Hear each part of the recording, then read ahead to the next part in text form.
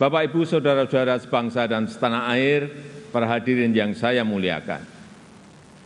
Bonus demografi yang akan mencapai puncak di tahun 2030-an adalah peluang besar kita untuk meraih Indonesia Emas 2045. 68% adalah penduduk usia produktif.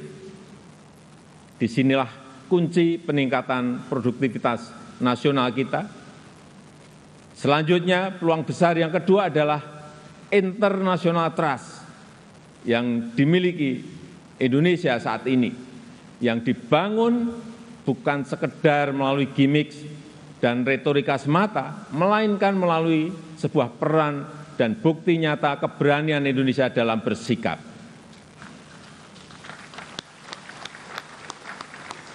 Momentum presidensi Indonesia di G20, keketuaan Indonesia di ASEAN, konsistensi Indonesia dalam menjunjung HAM, kemanusiaan dan kesetaraan, serta kesuksesan Indonesia menghadapi krisis dunia 3 tahun terakhir ini telah mendongkrak dan menempatkan Indonesia kembali dalam peta percaturan dunia.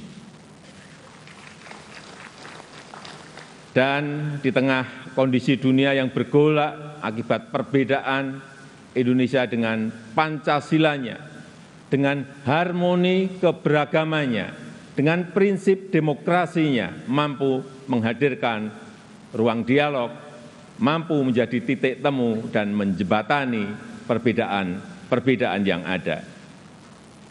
Lembaga think tank Australia, Lowy Institute, menyebut Indonesia sebagai middle power in Asia dengan diplomatic influence yang terus meningkat tajam, dan Indonesia termasuk satu dari 6 negara Asia yang mengalami kenaikan comprehensive power. Tapi kemudian ada yang bilang, memang kenapa dengan international trust yang tinggi, rakyat kan makannya nasi. International trust nggak bisa dimakan. Ya, memang nggak bisa. Sama seperti jalan tol nggak bisa dimakan. Ya memang. Nah, ini contoh menghabiskan energi untuk hal-hal yang tidak produktif. Tapi tidak apa-apa. Saya malah senang, memang harus ada yang begini-begini, supaya lebih berwarna, supaya tidak monoton dunia ini. Bapak Ibu yang saya muliakan, dengan international trust yang tinggi, kredibilitas kita akan lebih diakui. Kedaulatan kita akan lebih dihormati. Suara Indonesia akan lebih didengar, sehingga memudahkan kita dalam setiap bernegosiasi. Peluang tersebut harus mampu kita manfaatkan. Rugi besar kita jika melewatkan kesempatan ini, karena tidak semua negara memilikinya dan belum tentu akan kembali memilikinya. Sehingga strategi pertama untuk memanfaatkan kesempatan ini adalah mempersiapkan sumber daya manusia Indonesia.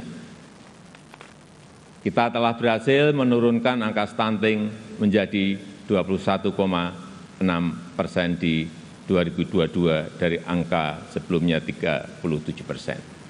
Menaikkan indeks pembangunan manusia menjadi 72,9 di 2022. Menaikkan indeks pemberdayaan gender menjadi 76,5 di tahun 2022. Menyiapkan anggaran perlindungan sosial total kalau dijumlah dari 2015 sampai 2023 sebesar 3.212 triliun.